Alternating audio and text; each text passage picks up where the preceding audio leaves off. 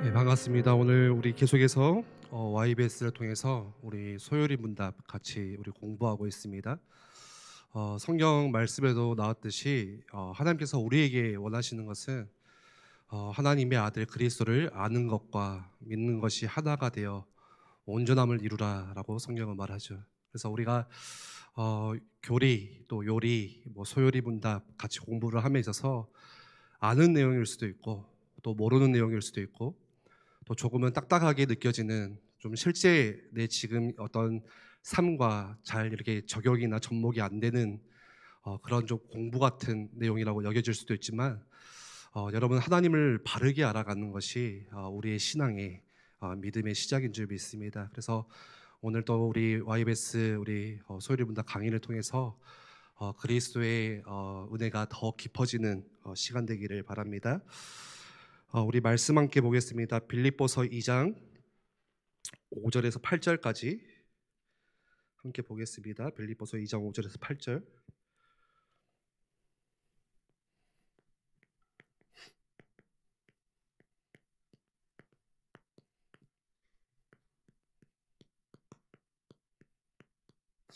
원래는 오늘 그리스도의 비하 그리고 승기를 같이 다루려고 했는데 이 비하에 대한 내용들을 쭉 이렇게 준비하고 연구하다 보니까 내용이 너무 방대해서 오늘은 비하만 같이 보도록 하겠습니다. 5절에서 8절까지 우리 같이 함께 읽겠습니다. 너희 안에 이 마음을 품으라. 곧 그리스도 예수의 마음이니 그는 근본 하나님의 본체시나 하나님과 동등됨을 취할 것으로 여기지 아니하시고 오히려 자기를 비워 종의 형체를 가지사 사람들과 같이 되셨고 사람의 모양으로 나타나사 자기를 낮추시고 죽기까지 복종하셨으니 곧 십자가에 죽으심이라. 아멘. 여러분 그리스도의 비하라는 이 말 뜻은요 스스로 그 의미 자체가 자기 자신을 낮추었다, 낮추셨다라는 뜻입니다. 그래서 비하라고 할 때 한자로는 낮을 비 그리고 아래 하 써가지고 이 낮을 비라는 것은 낮추다, 낮다, 왜소하다라는 뜻도 가지고 있고요. 하라는 것은 아시듯이 아래 그리고 밑으로 이런 의미를 가지고 있죠. 그래서 그 의미는 하나님의 아들이신 성자 예수님께서 스스로 자기 자신을 낮추셨다라는 게 비하의 의미입니다. 중요한 것은 우리가 생각하는 것보다 감히 우리가 상상할 수 없는 그 이상으로 우리의 구원을 위하여서 낮아지셨다는 거예요. 왜 그리스도께서 비하하셨는가, 왜 낮추셨는가, 낮아지셨는가라고 했을 때는 그 비하의 이유와 목적은 나를 위해서입니다. 우리를 위해서, 우리 때문에. 그래서 웨스트민스터 우리 신앙 고백이나 지금 보고 있는 우리 소요리 문답 또 대요리 문답은 이제 원래 원어는 이 원문은 영어로 해석이 되어 있죠. 이 한글로 이제 해석 이렇게 번역을 한 건데요. 이 원문에 보시면은 비하라는 말을 어떤 영어 단어를 쓰냐면요.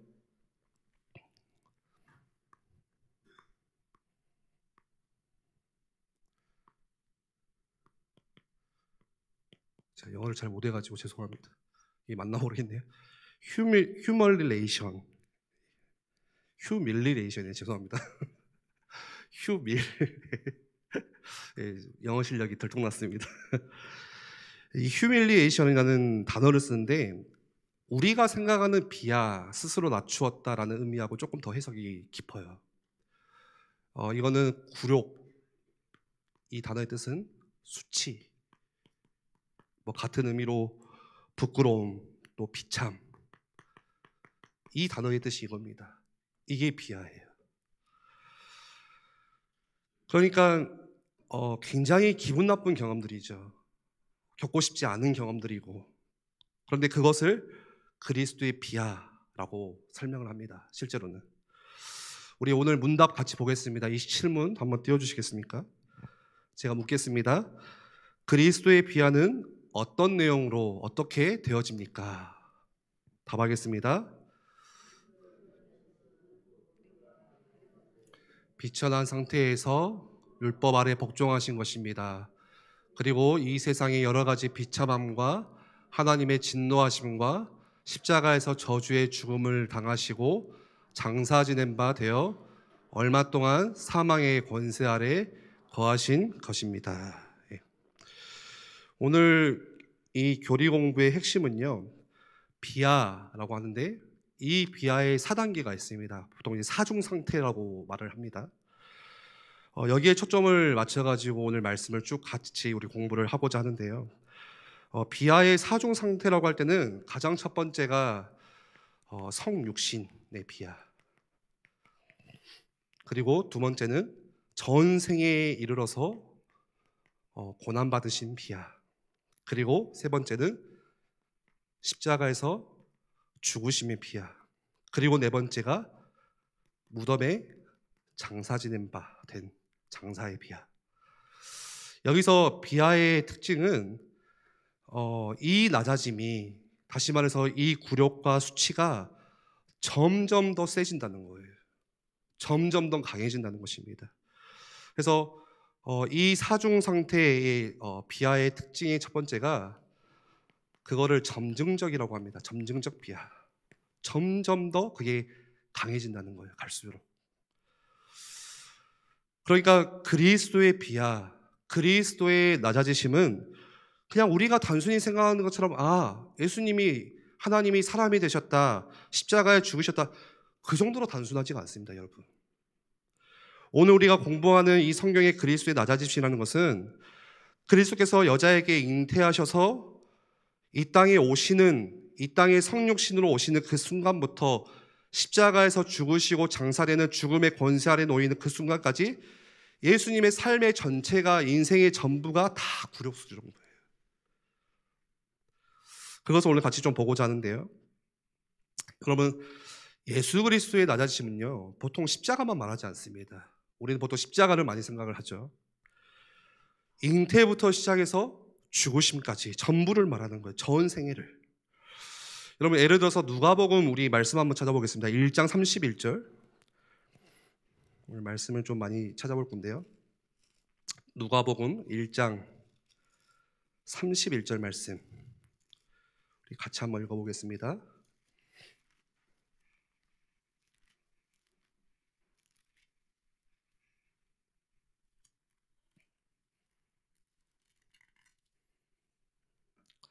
같이 읽겠습니다. 보라, 내가 잉태하여 아들을 낳으리니 그 이름을 예수라 하라.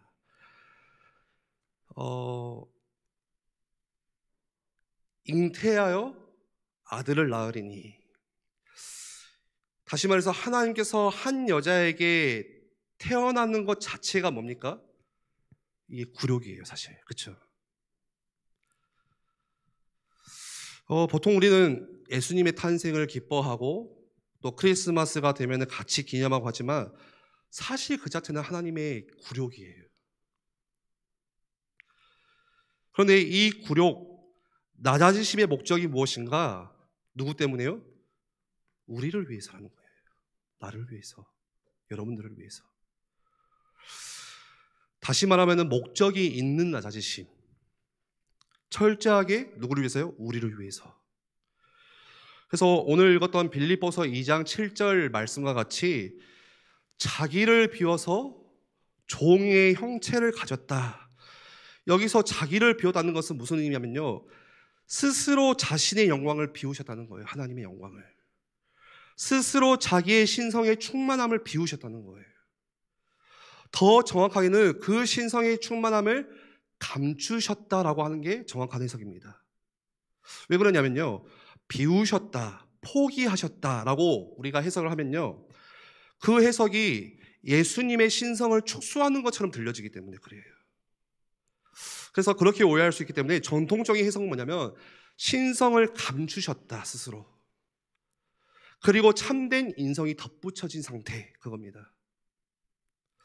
여러분, 하나님은 불변하시기 때문에 하나님이 가지고 있는 신성이 축소되는 게 아니에요. 스스로 감추신 거예요. 낮아지신 거예요. 그러니까 삼위 하나님은 동등한 분이셨고 또 동등한 위격이시고 본체시나 스스로 하나님이심을 주장하지 않으신 것. 누구 때문에? 우리를 위해서. 그래서 오늘 읽었던 빌립보서 2장 6절 말씀에 그는 근본 하나님의 본체시나 하나님과 동등됨을 취할 것으로 여기지 아니하셨다. 그리스도의 비하의 특징의 세 번째는 뭐냐면요, 자발적인 비하입니다. 스스로 낮추셨다는 거예요. 자발적으로. 지난 YBS 때 우리가 은혜 언약, 행위 언약 우리가 공부를 했습니다. 하나님이 창세전에 삼위 하나님께서 뭐 하셨어요? 약속하셨어요. 삼위 하나님이. 뭘 약속하셨습니까? 하나님이 택하신 백성들을, 다시 말해서 창세전에 영세전에 구원하시기 위해서 예수 그리스도께서 아버지의 뜻을 받아서 자원하여 사람이 되어 십자가에 죽으시기까지 그걸 약속하신 거예요. 언제요? 창세전에. 그래서 죄와 비참에 빠진 이 모든 인류를 구원하기 위해서 그들이 감당해야 되는 죄의 형벌과 율법의 무게와 저주와 하나님의 진노를 감당하시기 위해서 스스로, 이것은 단순히 아버지께서 시키신 것이 아니라 자발적인 스스로의 낮아지심이십니다. 여러분, 오늘 이런 비하의 특징 속에서 가장 첫 번째 비하의 시작은요, 예수님의 그리스도의 성육신이죠. 여러분, 성육신이라는 것은 너무 간단하죠. 그리스도는 하나님이십니다. 신성만 있으신 그분께서 뭐를 입고 오신 거예요? 육체를 입고 오신 거예요. 우리와 같이 똑같이 육신의 몸을 입고. 그래서 이 땅의 성육신, 이 땅에 육신의 몸을 입고 임하셨다라는 뜻인데, 이게 사실 얼마나 큰 자기 비하인지 몰라요. 하나님에게 있어서. 우리 요한복음 1장 14절 한번 찾아보겠습니다. 요한복음 1장 14절 같이 한번 찾아 읽어보겠습니다.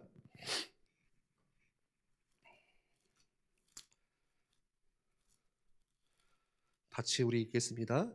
말씀이 육신이 되어 우리 가운데 거하심에 우리가 그의 영광을 보니 아버지의 독생자의 영광이요 은혜와 진리가 충만하더라. 말씀이 육신이 되어, 여기서 말씀하시는 말씀이라는 건 뭡니까? 우리 1장 1절에 보시면 태초에 말씀이 계시니, 태초에 그 말씀이죠. 또한 성부 하나님과 함께 하셨던 하나님이신 말씀. 그런데 이 말씀이 어떻게 됩니까? 육신이 되었다. 즉 인간이 된다는 말이에요. 그것을 성육신이라고 말합니다. 그래서 1장 14절에 뭐라고 합니까? 우리 가운데 거하셨다라는 것은 여러분들과 저와 같이 똑같이 인간이 되어졌다는 거예요. 우리 가운데 거하심에. 이것을 다른 말로 하면요, 신성의 제한이라고 합니다. 신성의 제한. 무슨 의미인지 딱 감이 오시죠? 여러분, 신성이라는 건 뭐예요? 무한하다는 거예요. 쉽게 말하면. 시간적으로는 뭡니까? 영원이에요. 신성은, 무한하다는 것은. 공간적으로는요, 무소부재라는 거예요. 편재하신다는 거예요. 편재라는 말이 뭡니까? 널리 퍼져 있다는 거예요. 그게 무한이에요. 무한. 그런데 말씀이셨던, 참 하나님이셨던 그분이 낮아지셨는데 얼마나 낮아진 거예요? 무한하신 그분이 유한하신 분으로. 조금 더 구체적으로 설명을 드리면 1장 14절에 다시 보시면 우리가 그의 영광을 보니 하나님의 독생자의 영광이요 은혜와 진리가 충만하더라. 예수님은 누구시죠? 아버지 품속에 계시는 영원하신 하나님의 아들. 다시 말해서 성부와 동등한 뭐를 가지고 계신 분이에요? 신성을 가지고 계시는 하나님이신데, 그런데 뭐라고요? 갈라디아서 4장 4절 말씀을 보면은 때가 찼다라고 얘기했죠. 때. 저번에도 말씀을 드린 것 같은데요. 때가 참해. 때가 참해 하나님이 그 아들을 보내사. 때가 찼다는 것은 뭡니까? 영원부터 계획하셨던, 약속하셨던 그 은혜 언약을, 그 때를 말하는 거예요. 다시 말해서 성삼위 하나님께서 영원 전부터 계획하셨다가 그 계획이 이루어질 때에, 그때에 하나님이 뭘 했다고요? 그 아들을 보내사. 그러면서 어디에 나십니까? 마리아를 통해서 여자에게 잉태되어서. 근데 여러분, 이 마리아라는 것은요, 누가복음 1장 48절에도 보시면요, 스스로 마리아가 자기가 얼마나 비천한지를 고백해요. 그의 여종의 비천함을 돌보셨습니다. 다시 말해서 이 마리아는 어떤 신분 자체도 그렇고 뭐 그 당시에 경제적인 측면에서도 봤을 때는 굉장히 이 비천한 여인, 그러한 여자의 몸에 잉태 되어서, 이것도 하나님의 비하죠. 굴욕이죠. 그뿐만이 아니라 누가복음 2장 6절 7절 말씀에는요, 여관에 있을 곳이 없어서 어디로 갑니까? 마구간의 말 구유에 누우셨느니라 라고 합니다. 그러니까 이 환경적으로도 얼마나 열악한 그런 환경 가운데 성육신으로 오시는지, 예수님의 비하. 여러분, 하나님이신 그분이 특별한 지위를 이 땅에서 찾기 위해서 얻기 위해서 왕궁에 태어나신 게 아니에요. 사람이 나지도 않는 그런 짐승이 나는 구유에 나셨다.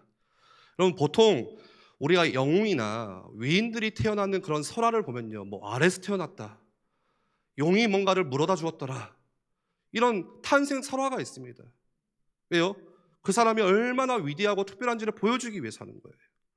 근데 예수님은요, 왕이심에도 불구하고 만왕의 왕이신 그분이 뭐예요? 짐승이 나는 곳으로 오셨어요. 비하. 누구 때문에요? 우리를 위해서. 십자가의 죽으심만이 아니라 그 예수님의 태어나심조차도 얼마나 굴욕적인지 몰라요. 그래서 고린도후서 8장 9절에 보시면은 뭐라고 설명하냐면요, 8장 9절에 너희를 위하여서, 누구를 위해서요? 우리를 위해서래요. 너희를 위하여서 가난하게 되시면, 누가요? 예수께서 그의 가난함으로 말미암아 너희를 부요하게 하려 하심이라 라고 말씀합니다. 너희를 위하여서, 우리를 위해서 가난하게 되셨대요. 누가요? 예수님이 낮아지셨다는 거예요. 굴욕을 당하셨다는 거예요. 어떻게 하나님이 가난해지실 수가 있습니까? 여러분 생각해 보세요. 만약에 예수님이 말구유가 아니라 왕궁에서 태어났다고 생각을 해보세요. 상상해 보세요. 그러면 그 예수님을 만나기 위해서 누가 올 수 있는 거예요? 우리 같은 사람은 절대 만날 수가 없습니다. 왕족이나 귀족이나, 쉽게 말하면 능력이 있고 유능하고 실력이 있고 돈이 있고 배경이 있는 그런 사람만이 예수님께 나올 수 있는 거예요. 그런데 예수님의 비하는요, 우리를 위해서, 다시 말해서 누구든지 나와오시도록, 가난한 사람이든 창녀든 과부든 소외된 사람이든 병들고 약하고 죽어있는 사람이라 할지라도 누구든지 나오시도록 철저하게 스스로 낮아지신 거예요. 그게 성육신의 비하예요. 그리고 두 번째 비하는 예수님의 전생에 관해서, 그 중에서도 이제 예수께서 고난받으시는 그런 일들을 볼 때요, 우리가 보통 생각할 때, 예수님에 대해서 생각할 때는요, 예수님의 공생에 뭐 3년 반 이렇게 생각을 많이 하는데요, 여러분 예수님께서 살아가시는 그 30살, 공생애를 시작하시는 그 30세까지 삶을 통해서 우리가 봐야 될 것은 우리의 삶과 그 예수님의 삶이 결코 그렇게 다르지 않았다는 거예요. 근데 그게 예수님의 굴욕이라는 거예요. 그 첫 번째가 뭡니까? 가장 먼저 율법에 복종하신 거예요. 이게 예수님의 굴욕입니다. 비참한 거예요. 여러분, 갈라디아서 4장 4절 뭐라 했죠? 때가 찼다.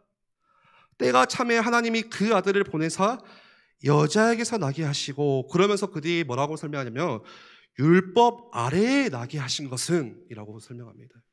말합니다. 여러분 한번 생각해 보세요. 하나님이 어떻게 율법 아래로 들어올 수 있습니까? 법 아래로. 가능해요? 예를 들어서 절대 왕정에서는요, 뭐라고 하죠? 짐이 곧 뭡니까? 법이다. 그 시대의 왕들은 법의 구속을 받지 않아요. 그래서 내가 왕인데 내가 어떻게 그 법 아래에 있을 수 있어? 내가 말하는 게 법인데 이거예요, 지금. 그 당시는. 그런데 예수님은 그런 오만한 인간들이 아니라 어떻게 해요? 세상을 창조하신 창조주시지만, 모든 법을 제정하신 분이시지만, 그 법을 명하신 그 하나님께서 법 아래로 순종해야만 하는 존재로 오셨다는 거예요. 그래서 율법에 복종하셨다라고 하는 것은 사실 주님은 율법에 복종하실 이유가 있어요, 없어요? 없으시잖아요. 원래는 하나님이신데. 그런데 갈라디아서 4장 5절에 우리를 위해서 율법 아래에 있는 자들을 속량하시고 우리로 아들의 명분을 얻게 하려 하심이라. 누구 때문에요? 우리로 하여금. 갈라디아서 4장 5절 말씀에 자녀의 뭐를 얻게 하시려고요? 우리에게 자녀의 자격을 주시고자. 그래서 율법에 복종하셨대요. 누구를 위해서인 거예요? 우리를 위해서, 나를 위해서. 그래서 율법에 복종하셨다는 건 뭡니까? 철저하게 율법을 다 지키셨다는 거예요. 그대로 순종하셨다는 거예요. 그래서 예수님을 뭐라고 합니까? 율법의 성취자요, 율법을 완성하신 자요, 율법의 마침표가 되셨다라고 표현하는 이유가 그거예요.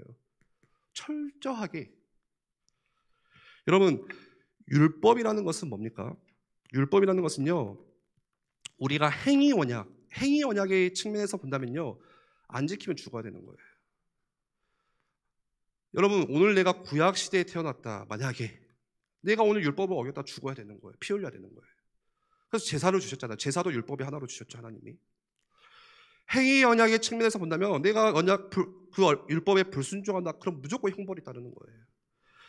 그런데 여러분, 아담의 범죄 이후에 이 율법을 완전히 순종하고 이룬 사람은 아담의 후손 가운데 단 한 명도 없습니다. 그렇죠?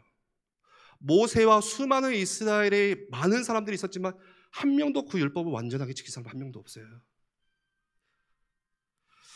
그래서 성경이 말하는 거예요. 모든 사람이 죄를 범하였으며 하나님의 영광에 이르지 못하나니. 여러분, 예수님께서 오셔서 율법을 완성하시고 성취하셨어요. 어떻게 해요? 순종하심으로. 그 율법에 순종하셨다는 거예요. 하나님이신 그분이. 여러분, 예를 들어서 예수님을 찾아온 서기관들이 예수님께 물어봤잖아요. 가장 큰 계명 율법이 무엇입니까? 라고 물었을 때 예수님의 답은 뭐였습니까? 너의 마음과 뜻과 목숨을 다해서 여호와 하나님을 사랑하고 너를 사랑하는 것처럼 뭐를 사랑하라 했죠? 네 이웃을 사랑해라 라고 했죠, 예수님께서. 그런데 예수님이 그거를 그냥 1.1의 말로서가 아니라 실제로 다 사랑하셨어요. 완벽하게 하셨습니다. 그것도 단순히 문자적으로만 지킨 게 아니고, 예를 들어서 계명 가운데 뭐가 있습니까? 너희가 살인하지 말라. 근데 실제로 죽이는 것만이 살인이 아니라 뭐가 살인을 했죠? 네 마음에 미움을 품는 것도 살인을 했어요. 여러분, 오늘 우리가 미움을 품고 있잖아요. 그거 살인이에요. 죽이는 거잖아요. 그런데 예수님은 실제로 미워하시지 않으셨다는 거예요. 모두를 사랑하셨다는 거예요. 율법을 완전히 지키셨어요, 예수님께서. 그런데 만약에 그렇게 생각할 수 있어요. 그런데 우리가 복음서에 보면은 예수님께서 바리새인들을 향해서 뭐라고 합니까?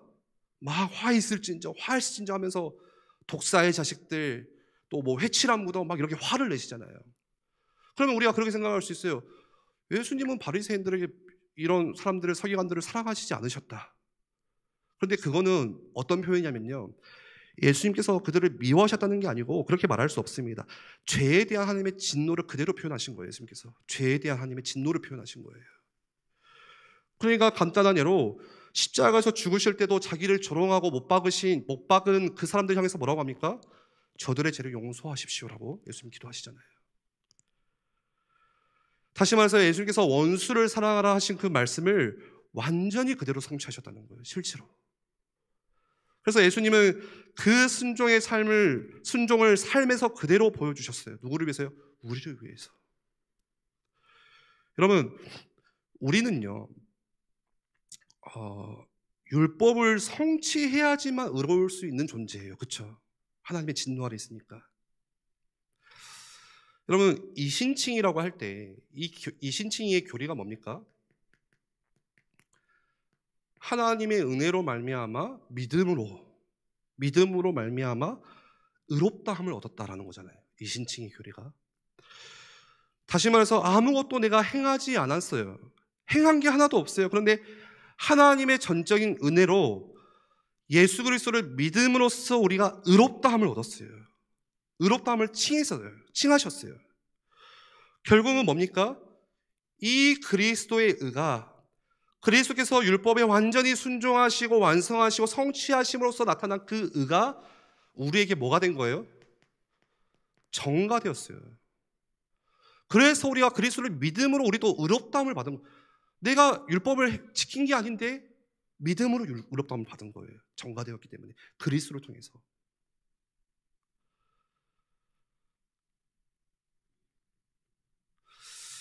그뿐만이 아니라 생애 가운데 보시면은 얼마나 세상 가운데 멸시를 받으십니까? 예수님이 얼마나 굴욕을 당하시나요? 우리 잘 아는 이사야 53장 5절 말씀에 그가 찔림은 육신을 입으셔서 그가 이제 찔림을 당하셨어요. 다 누구 때문이냐면 저와 여러분의 허물 때문이요. 그가 상함은 우리의 죄악 때문이라. 그래서 결국에는 이사야 선지자가 이렇게 말하잖아요. 그가 징계를 받음으로 우리는 평화를 얻었고 누리고 그가 채찍을 맞음으로 우리는 나음을 얻었도다. 우리 말씀 하나 찾아볼까요? 히브리서 12장 2절 한번 찾아보겠습니다. 히브리서 12장 2절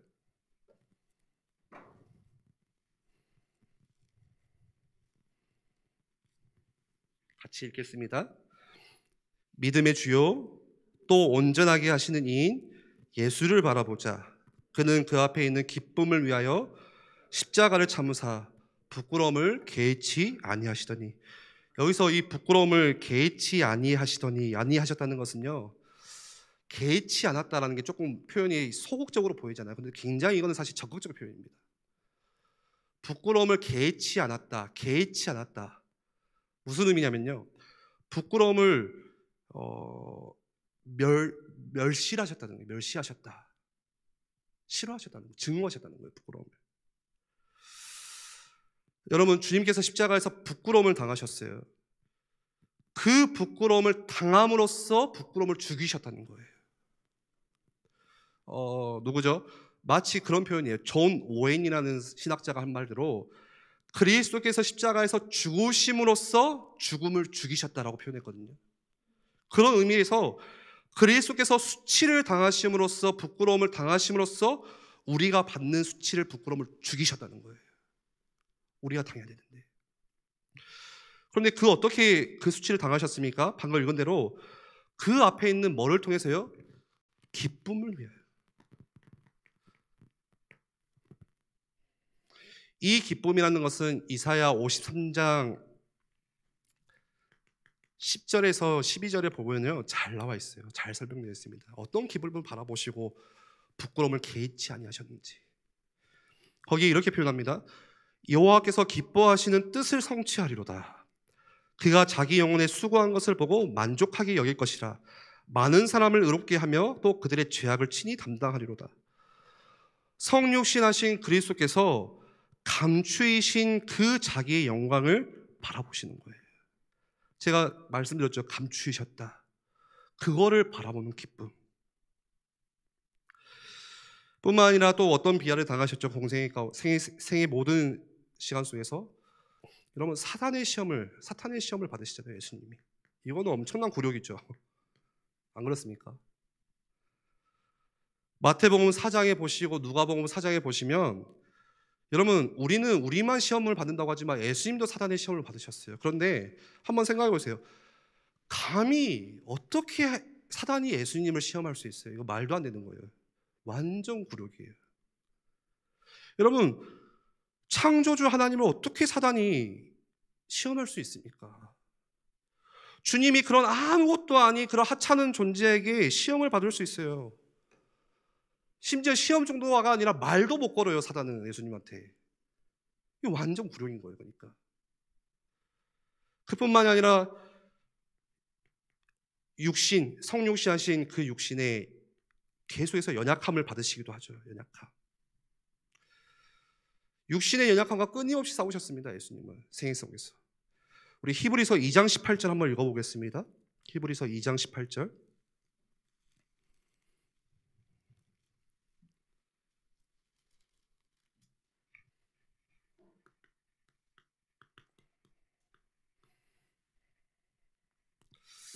히브리서 2장 18절 같이 읽겠습니다.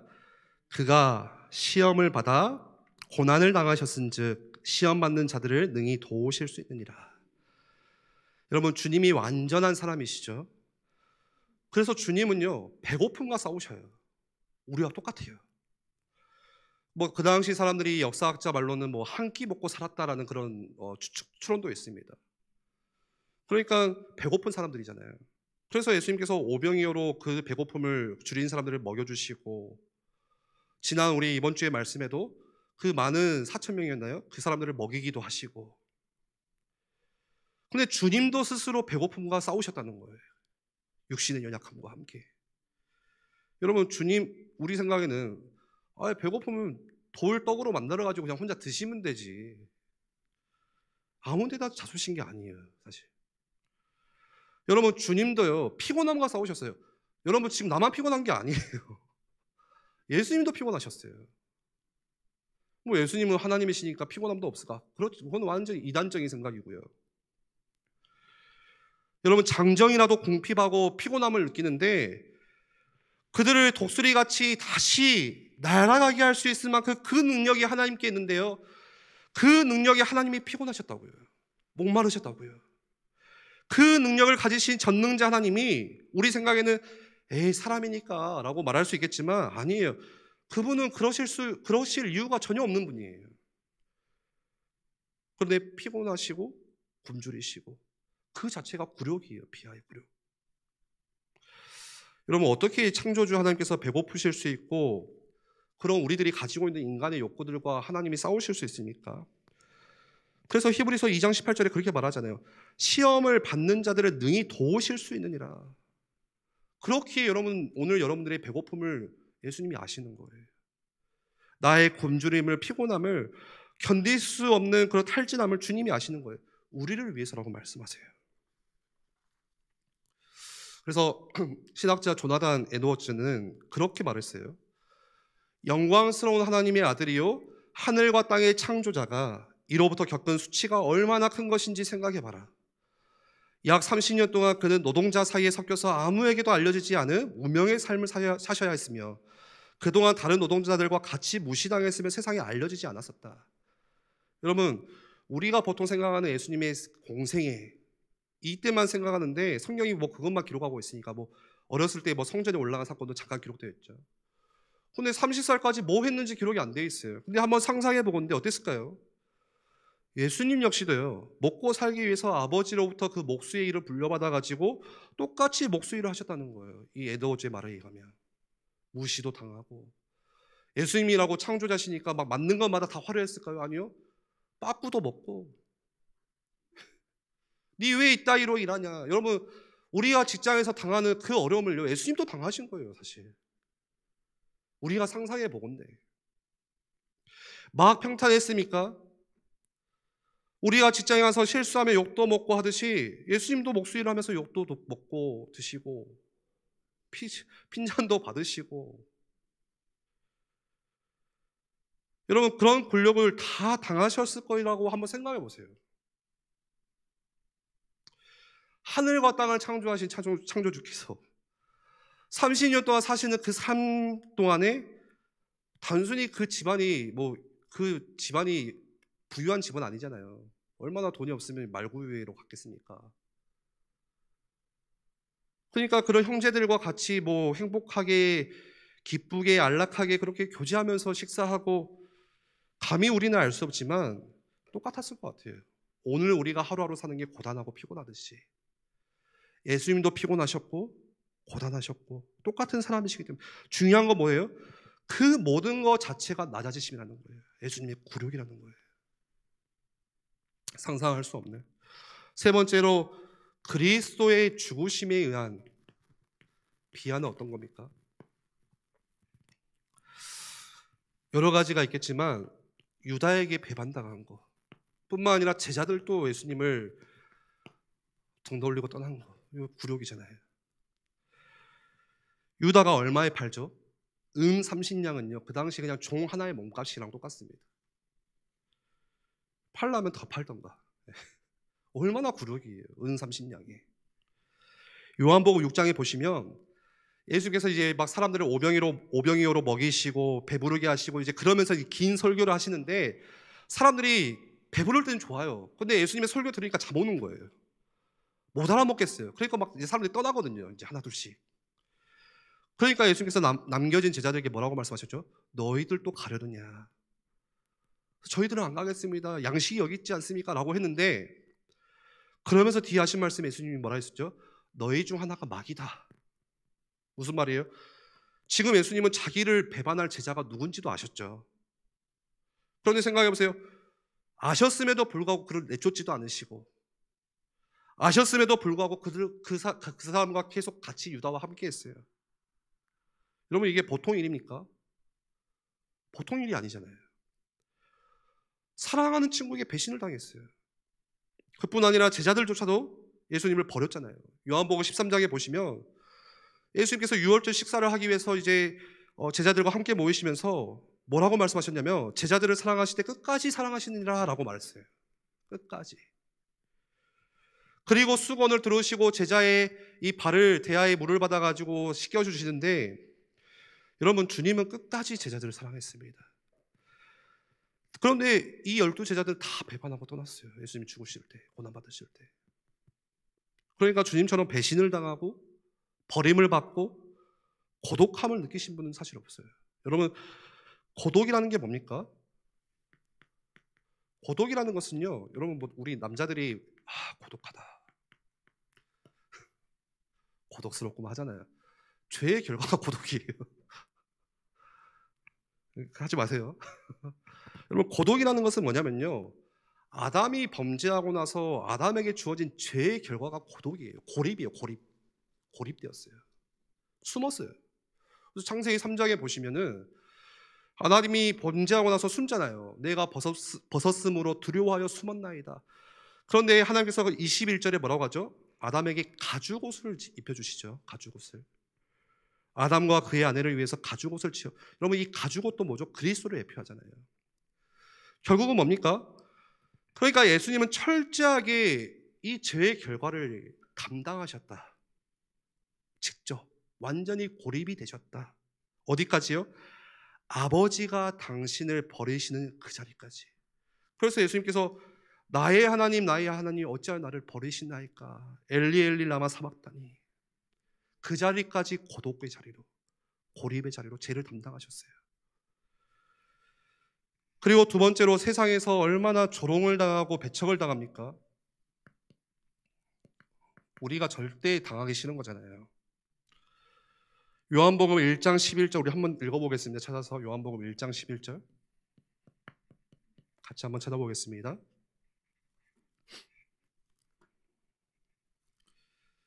요한복음 1장 11절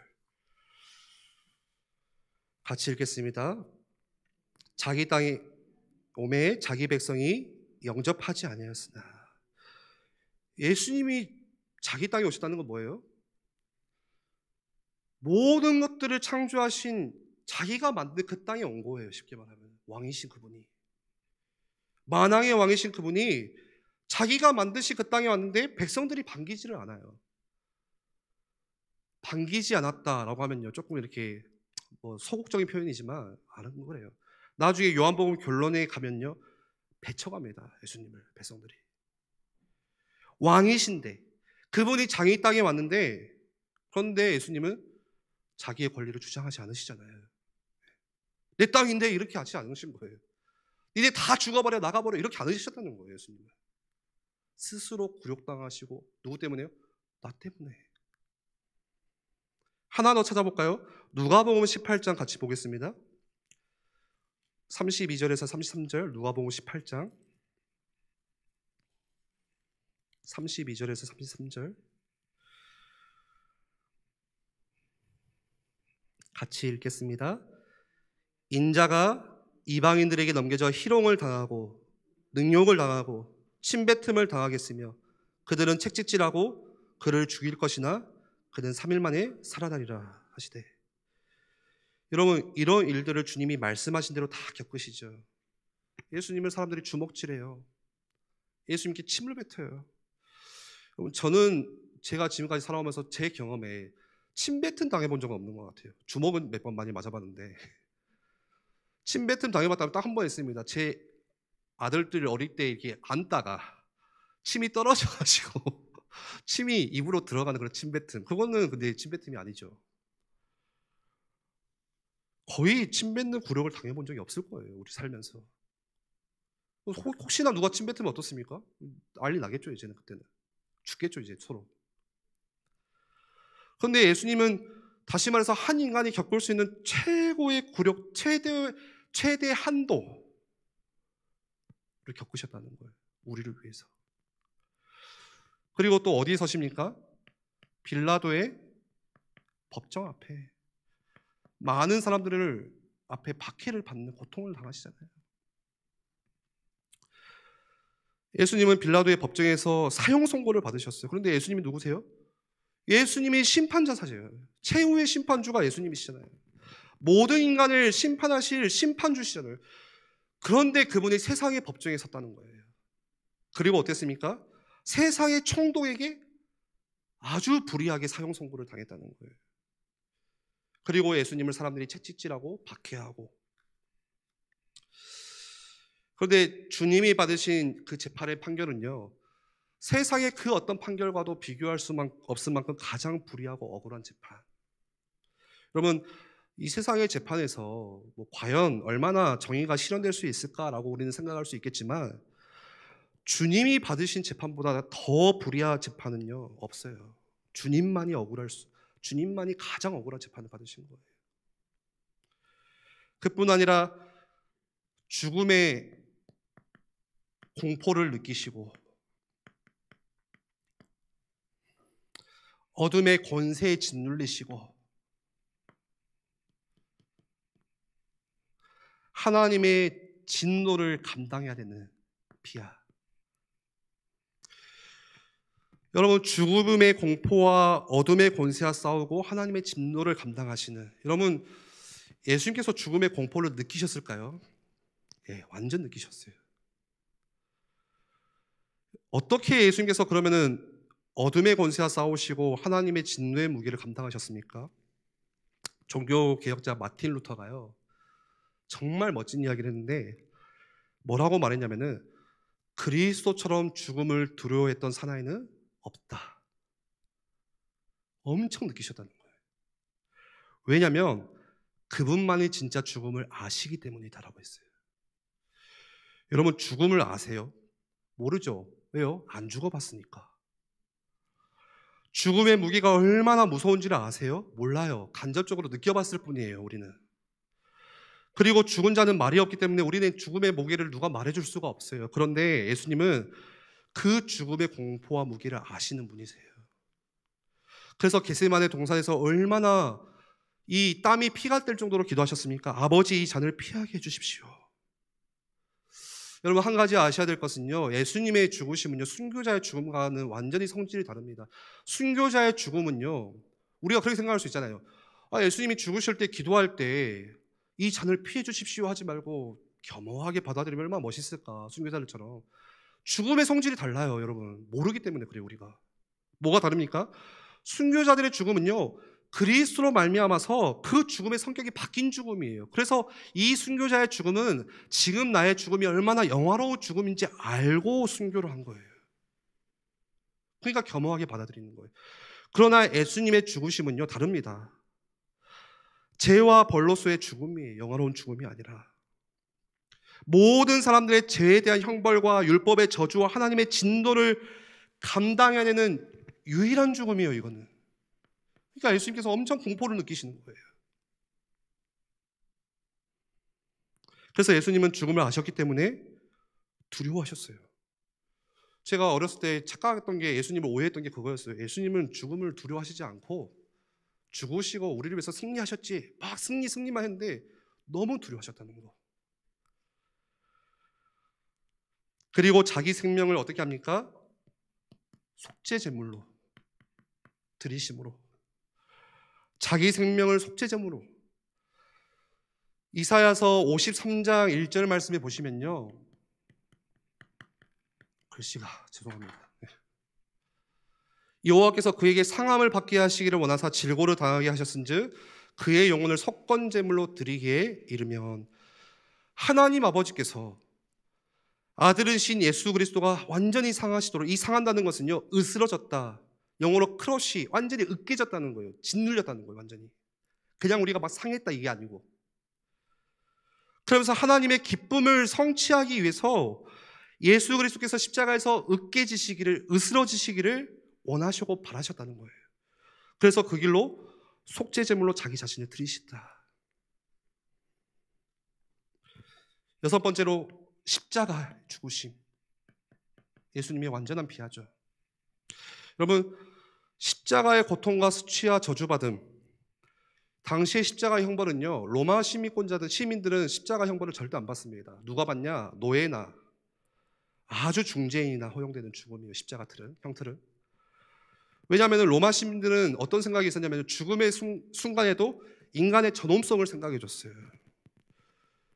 그렇기 때문에 로마 시민들에게는 그런 안 하고 완전히 노예, 중범죄.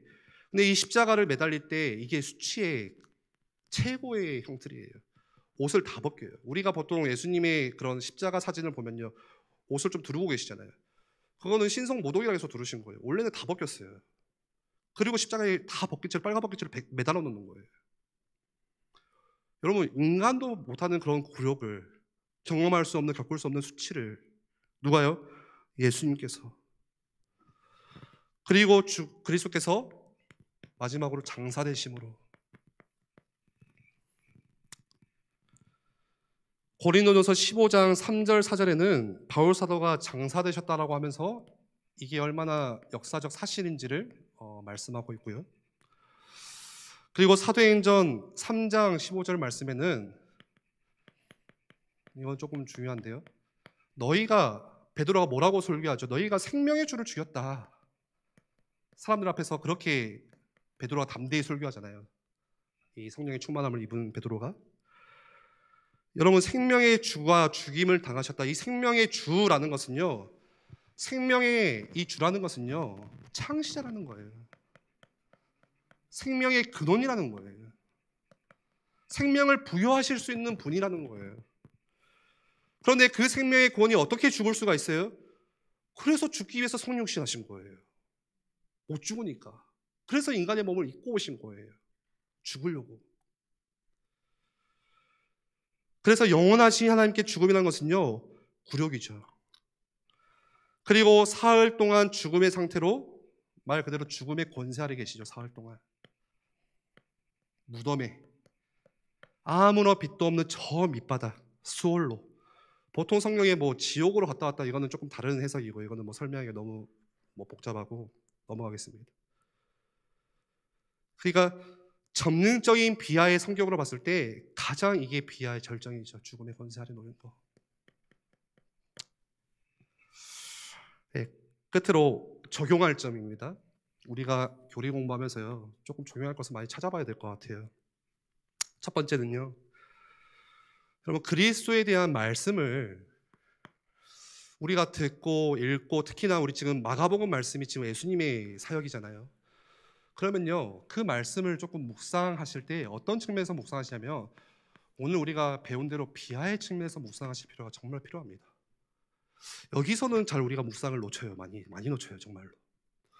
어떤 느낌이냐면요, 저 같은 경우도 그래요. 이사야서에 처녀가 잉태하여 아들을 낳으니 그 이름을 임마누엘을 하라. 그러면요, 보통 우리가 그 말씀을 어떻게 묵상하냐면 우리 입장에서 묵상해요. 우리 처지에서 내가 응답받고, 내가 힘없고, 내가 은혜를 얻고, 그러니까 내가 뭔가를 얻어가지고 와, 승리했다, 기쁘다, 맞습니다. 그런데 그렇기 때문에 그리스도의 비와 낮아지시면요, 그리스도만의 것이라고 생각하지 내 것이라고 생각 안 해요. 무슨 말인지 이해가 가세요? 그러니까 뭔가 십자가에서 죽으시고 별로 생각하고 싶지 않은 거예요.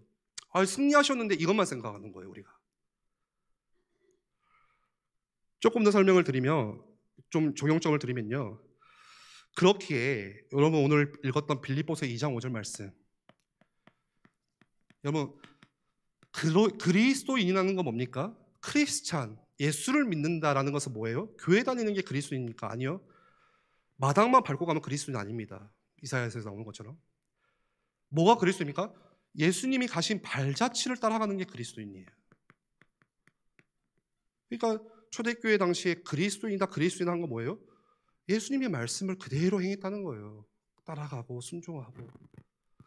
여러분, 마지막으로 제가 무슨 말씀을 드리고 싶냐면 빌립보서 오늘 2장 5절 말씀에 너희가 어떤 마음을 본받으라고 합니까? 예수의 마음을 본받으래요. 여러분, 예수의 마음이 교만합니까? 예수의 마음이 자만한 마음이에요? 아니잖아요. 어떤 마음을 본받으라는 거예요? 예수께서 자기를 이런 사중 상태로 철저하게 낮아지시고 비하하시고 굴욕당하고 수치자하고 비참하신 그 예수의 마음. 그래서 우리가 추구할 것은 뭐냐면요, 자기 비하, 자기 부인, 예수님께서 나를 따라오고도 나를 부인하고 자기 겸비, 이게 그리스도인이 갖춰야 되고 추구해야 되는 자세예요. 완전하진 않지만 당연히.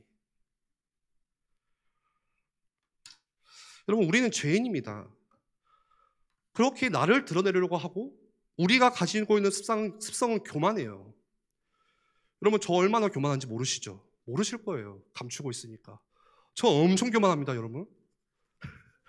우리 부목사님도 고개를 끄덕끄덕 하시는데 정말 교만해요. 미치도록 교만해요.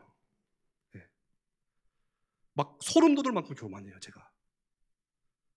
그런데 우리가 가지고 있는 습성이에요, 교만은. 그런데 오늘 이 주제를 통해서 다시 한번 그리스도께서 얼마나 낮아지셨는지, 그게 여러분 우리의 삶의 중요한 어떤 이런 추추가 되기를 원합니다. 시금석이 되기를. 잠언서 16장 18절 말씀에 예전에 원로 목사님이 교만은 뭐라고 했죠? 패망의 앞잡이, 선봉이요. 거만한 마음은 넘어짐의 앞잡이니라. 왜 우리가 자꾸 넘어질까요? 왜 우리가 자꾸 이렇게 뭔가 영적인 무기력, 슬럼프 막 옵니까? 교만하기 때문이라고 해요. 교만하니까 예수님의 말씀도 안 들리고 강단 말씀도 안 들리고 안다 생각하고 실제 삶 속에서는 안다고 생각하고, 그게 저예요, 저 이성현. 그래서 나를 위해서 비하하신 예수님의 마음을 오늘 조금만 우리가 더 헤아려 주시고, 그리고 그 마음을 따라서 정말 우리가 함께 순종하면서 정말 우리 마음속에 없는 거지만 이 겸손이라는 것이 싹 틔워져서 그리스도인 나온 그리스도인, 그게 여러분 전도의 도구가 됩니다. 우리 자녀들과 가정을 살리는 중요한 전도의 도구가 되는 거예요. 우리 한번 같이 기도하겠습니다. 여러분, 오늘 그리스도의 피야, 이 스스로 낮아지심, 그 예수님의 굴욕과 또 수치로 인하여서 우리에게 주신 사랑이 얼마나 큰 사랑인지를, 어떤 사랑이었는지를 하나님 오늘 우리 마음속에 그 하나님의 사랑을 더 깊이 경험할 수 있도록 하나님 나를 불쌍히 여겨주시고, 또 우리 또한 예수님의 마음을 본받아서 자기 부인, 자기 비하, 자기 겸비의 길을 갈 수 있도록 우리에게 하나님 용기 주시고 성령으로 충만케 하시고 늘 내 안에 있는 죄의 습성과 더불어 싸울 수 있는 힘을 주셔서 정말 세상이 볼 때 그리스도인이 어떠한 사람인지 하나님 나를 통해서 하나님의 사랑이, 그리스도의 얼굴이 보여지기를 우리 같이 한번 기도하겠습니다.